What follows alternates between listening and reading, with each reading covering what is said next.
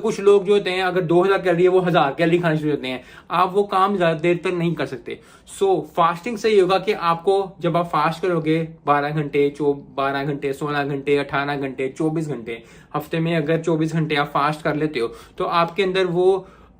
चीज पैदा होनी शुरू हो जाएगी कि यार मैं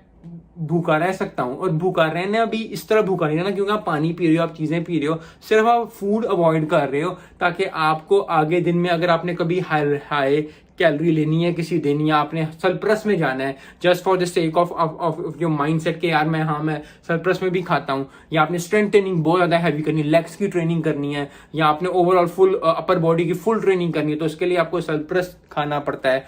2000 प्लस कैलोरीज अगर आपको खानी पड़ेंगी तो वो है। लेकिन फास्टिंग से मैंने कहा कि मैं वीडियो बना दूं क्योंकि आज मैं कर रहा हूं, मैं आगे आगे वीडियो लगाता रहूंगा थोड़ी थोड़ी चंक करके कि